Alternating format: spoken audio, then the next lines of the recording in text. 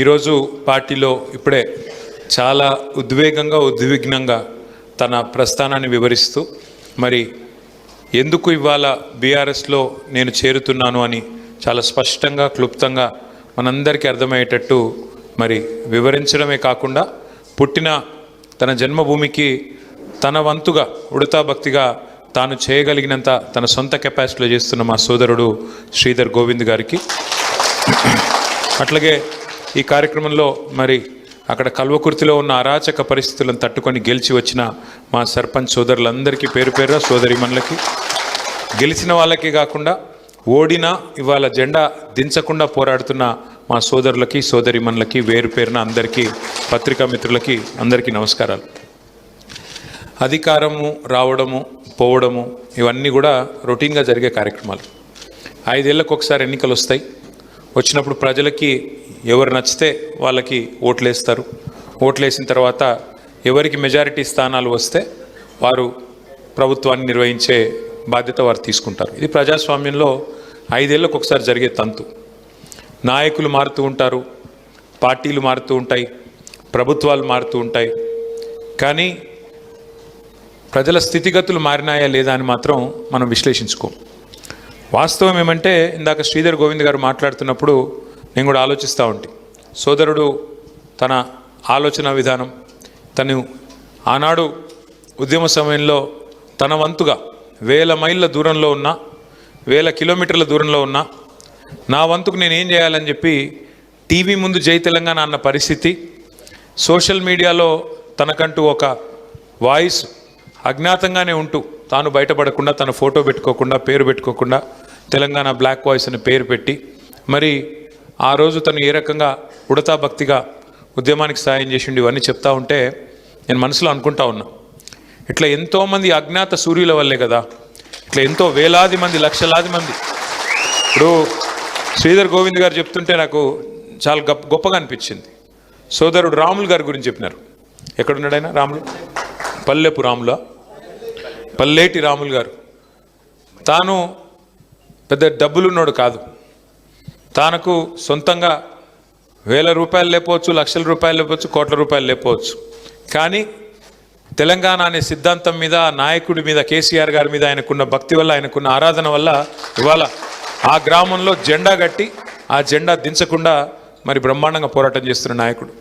తమ్ముడు మహేష్కి కూడా మరి సొంతంగా పెద్ద ఆస్తిపాస్తులేం లేకపోవచ్చు, కానీ తనకు తోచిన విధంగా కేసీఆర్ గారి వాయిస్ని కానీ పార్టీని కానీ తెలంగాణ బాగును కోరుకునే వ్యక్తిగా సోషల్ మీడియాలో తన పాత్ర తాను పోషిస్తూ ఉన్నాడు. ఇట్లా ఒక్కొక్కరుగా లెక్క పెట్టుకుంటూ పోతే కొన్ని లక్షల మంది గుండెలు, ఆర్ఎస్పీ గారు చెప్పినట్టు కొన్ని లక్షల గుండెలు ఇవాళ కొట్టుకుంటూ ఉన్నాయి. ఈ రాష్ట్రం బాగుండాలి, మా ప్రజలు బాగుండాలి, అధికారంలో ఎవరుంటే ఏమి కానీ మా వాళ్ళు బాగుండాలి, మా చెరువు బాగుండాలి, మా ఊరు బాగుండాలి, మా పరిస్థితి బాగుండాలి, మా రాష్ట్రం దేశంలో నెంబర్ 1 కావాలి, ఈ ఆరాటంతో కొట్లాడుతున్న వాళ్ళు ఉన్నారు. ఇవాళ మనం కూడా అధికారం ఏమి కొత్త కాదు. 25 ఏళ్ళు నిన్నగాక మొన్న మన పార్టీకి నిండినాయి. ఏప్రిల్ 27 నాడు 25 ఏళ్ళు నిండి 26వ ఏట పార్టీ అడుగుపెట్టింది. ఈ భారతదేశ చరిత్రలో మీరు చూసినట్టయితే వేళ్ల మీద లెక్క పెట్టవచ్చు ఎన్ని పార్టీలు 25 ఏళ్ళ పైచిలుకు మనగలిగిన పార్టీలు, బతకగలిగిన పార్టీలు, బట్టగట్టగిన పార్టీలు ఎన్ని అంటే ఏళ్ళ మీద లెక్క పెట్టచ్చు. అదే మన తెలుగు రాష్ట్రాలు చూస్తే ఇదివరకు ఉమ్మడి ఆంధ్రప్రదేశ్, ఇప్పుడు తెలంగాణ ఆంధ్రప్రదేశ్ చూస్తే 2 పార్టీలు కదా. 25 ఏళ్ళ పైగా నిలబడ్డ పార్టీలు 2 కదా. 43 ఏళ్ళ కింద పుట్టిన తెలుగుదేశం పార్టీ, 83 పుట్టిన తెలుగుదేశం పార్టీ ఒకటి, రెండవది 2001లో పుట్టిన టీఆర్ఎస్ పార్టీ, ఈరోజు బీఆర్ఎస్ పార్టీ రెండవది. అంటే ఇక్కడ ఆలోచించాల్సిన విషయం ఏంటి అంటే అధికారం ఉన్నదా లేదా అన్నది ముఖ్యం కాదు. ప్రజల తరపున వాయిస్ వినిపించే శక్తి ఉందా లేదా, ప్రజల తరపున పోరాడే శక్తి ఉందా లేదా, ప్రజల తరపున పోరాడే నాయకత్వ పటిమ ఉందా లేదా, అది ముఖ్యం. సరే, అధికారం ఆ ప్రాసెస్లో అప్పుడప్పుడు వస్తుంది, రాకపోతే రాదు. దాని గురించి ఏదో ఫికర్ అయిపోయి రేపు ఏమైపోతుందో, మనం అధికారంలో రాకపోతే కొంపలు అంటుకుపోతాయేమో, ఏవి కాదు. భూమి అట్లున్నది ఇట్లేం కాదు, ఆకాశం అట్లున్న ఇరిగి కింద పడదు, ఎవరు ముఖ్యమంత్రి ఉన్నా ఉండకపోయినా ఏం ఆగదు. కానీ ప్రజలు ఆలోచించుకోవాలి, ఎన్నికలు రాగానే కన్ఫ్యూజ్ కావద్దు. కేసీఆర్ గారు చిల్కకు చెప్పినాడు ప్రతి సభలో. మీ కల్వకుర్తికి కూడా వచ్చి చాలా సావధానంగా ఓపికగా చెప్పినారు కేసీఆర్ గారు. అమ్మ తొందరపడకండి, గందరగోళ పడకండి, ఆగం కాకండి. అదంటారు చూడండి, ఈయనగాచి నక్కల పాలు చేసినట్టు చేయకండి. తొందరపడి గందరగోళంలో ఓటేస్తే తప్పుడు పార్టీని తప్పుడు వ్యక్తులను ఎంచుకుంటే ఆగమైపోతుంది అని చెప్పిండు. కానీ మీరు కల్వకుర్తిలో వినలేదు. ఉమ్మడి పాలమూరు జిల్లాలో 14 స్థానాలుంటే 2 స్థానాల్లో మాత్రమే బీఆర్ఎస్ గెలిచింది, మిగతా 12లో కాంగ్రెస్ పార్టీ గెలిచింది. పాలమూరు బిడ్డను, పాలమూరు గోసదీరుస్తా, పాలమూరు దశ మారుస్తా అని చెప్పి గెలిచిన రేవంత్ రెడ్డి గారు ఇవాళ ముఖ్యమంత్రిగా ఉన్నారు. 2.5 ఏళ్ళు అయిపోయింది, 3 బడ్జెట్లు ప్రవేశపెట్టినారు. ఒక్కసారి దయచేసి గుండె మీద చేసుకొని పాలమూరు బిడ్డలు ఆలోచించాలని నేను విజ్ఞప్తి చేస్తా ఉన్నాను. ఇది మా అధికారం కోసమో మా కోటేయమని చెప్పట్లేదు, నేను మాకేదో కావాలని చెప్పట్లేదు. అధికారం ఏమీ కొత్త కాదు. 14 ఏళ్ళు ఉద్యమంలో ఉన్నాం, 10 ఏళ్ళు అధికారంలో ఉన్నాం, గత 2.5 ఏళ్ళు ప్రతిపక్షంలో ఉన్నాం. మళ్ళీ గెలిస్తే అధికారం వస్తుంది, కొత్త ఏం కాదు అది. కానీ దయచేసి పాలమూరు బిడ్డలు ఆలోచన చేయాలి. 2.5 ఏళ్ళ కాంగ్రెస్ ప్రభుత్వం, రేవంత్ రెడ్డి గారి ప్రభుత్వం పాలమూరుకి ఏమన్నా మంచి చేసిందా చెడు చేసిందా మీరు ఆలోచన చేయండి. 10 ఏళ్ళ కేసీఆర్ గారి ప్రభుత్వం పాలమూరుకు మంచి చేసిందా చెడు చేసిందా అది కూడా బేరీజ్ వేసుకోండి. ఇవాళ ముఖ్యమంత్రి మీ జిల్లా బిడ్డ, కానీ మీ జిల్లాకి ఏమైనా లాభం జరిగిందా? మీ కల్వకుర్తికి ఏమైనా జరిగిందా? మీ మాడుగులకు ఏమైనా జరిగిందా? మీ అప్పారెడ్డిపల్లికి ఏమైనా జరిగిందా? ఆలోచన చేసుకోండి. ఎందుకంటే కేసీఆర్ గారు ఆయన ఒక ప్రాంతానికి సంబంధించిన నాయకుడు కాదు, ఒక జిల్లాకు సంబంధించిన నాయకుడు కాదు, ఒక నియోజకవర్గానికి సంబంధించిన నాయకుడు కాదు. తాను ప్రాణాన్ని ఫలంగా పెట్టి కేసీఆర్ సచ్చుడో తెలంగాణ వచ్చుడో అని చెప్పి జిద్దు మీద కొట్లాడి తెలంగాణ తెచ్చిన నాయకుడు. అన్ని రాష్ట్రాలకు ముఖ్యమంత్రులు ఉంటారు, కానీ మన రాష్ట్రాన్ని తెచ్చిన నాయకుడే ముఖ్యమంత్రి అయిండు, మొదటిసారి రెండోసారి. అందుకే ఏం జరిగింది? కేసీఆర్ గారు ఒక కల్వకుర్తికి ఇది చేయాలా లేకపోతే ఒక గజ్వేల్కి అది చేయాలని చూడలేదు.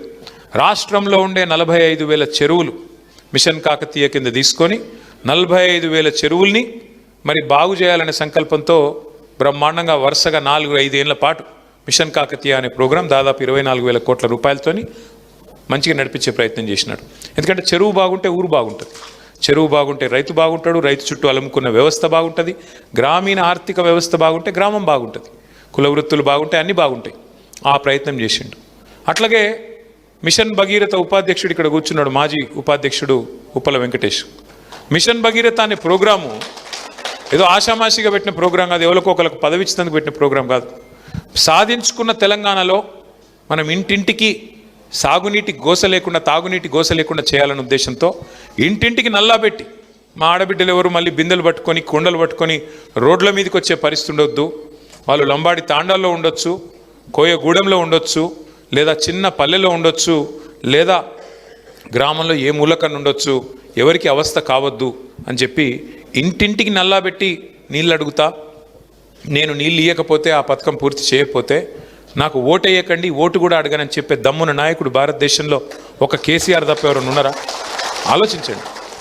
ఎన్నికల్లో కేసీఆర్ గారు అడ్డమైన హామీలు ఇవ్వలేదు. కాంగ్రెస్ వాళ్ళు కదా రాసిచ్చినట్టు బాండ్ పేపర్లు రాసి ఇవ్వలేదు. 420 హామీలు ఇవ్వలేదు. ఒక్కొక్క వర్గాన్ని మోసం చేయడానికి డిక్లరేషన్ల పేరిట డ్రామా చేయలేదు. ఏం చేసినాడు? రైతు బంధు చెప్పిండా కేసీఆర్ మేనిఫెస్టోలో? చెప్పలేదు. భారతదేశంలో స్వాతంత్రం వచ్చి ఇప్పుడు 47లో స్వాతంత్రం వస్తే ఇంకో నెక్స్ట్ ఇయర్ చూస్తే 80 ఏళ్ళు అవుతుంది. ఇప్పుడు 79 ఏళ్ళు నుండి ఇంకో సంవత్సరం అయితే 80 ఏళ్లలో పడతాం. 80 ఏళ్ళ స్వతంత్ర భారతదేశంలో ఎంతోమంది ప్రధానమంత్రులు, ముఖ్యమంత్రులు, ముఖ్యమైన మంత్రులు, కేంద్ర మంత్రులు, ఎంతోమంది పెద్ద పెద్ద పదవులు అధిష్ఠించినారు. మీ దగ్గర నుంచి కూడా జయపాల్ రెడ్డి గారు కూడా పెద్ద నాయకుడు అయినాడు, కేంద్ర మంత్రిగా పనిచేసినాడు. కానీ ఏం జరిగింది? రైతుల గురించి స్పీచ్లు, రైతుల గురించి డైలాగులు, నోట్లోంచి ప్రేమలు కారిపోయినాయి తప్ప ఎన్నడన్నా కేసీఆర్ గారు చేసినట్టు నీకు ఎన్ని ఎకరాలు ఉన్నాయన్న దాంతో నిమిత్తం లేకుండా నీకు 2 ఎకరాలు ఉంటే 2టికి, 10 ఎకరాలు ఉంటే 10టికి, ఎంత ఉంటే గంతకు రైతు బంధు అనే ప్రోగ్రాం పెట్టి 70 లక్షల మంది రైతుల ఖాతాల్లో 11 విడతలుగా 73,000 కోట్లు వేసిన నాయకుడు ఒక్కడన్నా ఉన్నాడా భారతదేశంలో? విచిత్రమైందంటే మన వాళ్ళు కూడా ఆ రోజు మీరు దండం పెట్టే అవసరం లేకుండా, దరఖాస్తు పెట్టే అవసరం లేకుండా, మేనిఫెస్టోలో హామీ ఇవ్వకుండా, డిక్లరేషన్లను మోసం చేయకుండా, ఏ రకమైన వ్యవహారం చేయకుండా, మీ కడుపులో చల్లగదలకుండా మరి 11 సార్లు రైతు బంద్ వేస్తే అది అర్థం కాలేదు దాని విలువ మనకి. ఎందుకంటే అందుకే పెద్దలు చెప్తారు అడగందే అమ్మాయినా పెట్టదు అని. కేసీఆర్ గారు అడగకుండానే పెట్టిండు, పెడితే దాని విలువ అర్థం కాలే. ఏమనుకున్నారు, ఎవడుంటే ఏంలే రైతు బంధు అవుతుందా, కేసీఆర్ ఏమన్నా ఇంట్లోకి వెళ్ళి ఇస్తున్నాడా, ఇట్లా మాటలు చాలామంది పుల్ల విరుపు మాటలు మాట్లాడిన ఊళ్ళల్లో. మరి ఇదివరకు ఉన్నోడు ఎవడన్నా ఇంట్లోకి వెళ్ళి ఇచ్చిండా, ఇంటెనక పొలం అమ్మి ఇచ్చిండా, లేదుగా. కానీ కేసీఆర్ ఇచ్చిన దాన్ని కూడా అపహాస్యం చేస్తూ ఇక అలా మళ్ళీ కోడిగుడ్డు మీద ఈకలు వీకుడు.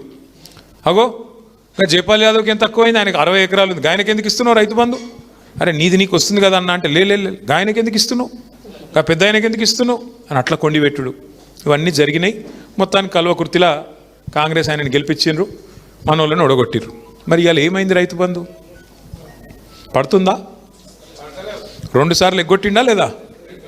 మరి ఎవరున్నా నడుస్తుంది ఏమి కాదనుకుంటే ఆఖరికి యూరియా బస్తాలు దొరుకుతున్నాయా, మక్కలు కొంటుండా, శనగలు కొంటుండా, వరి కొంటుండా, బోనస్ అన్నాడు బోనస్ పడుతుందా, ఏం జరుగుతుంది మరి.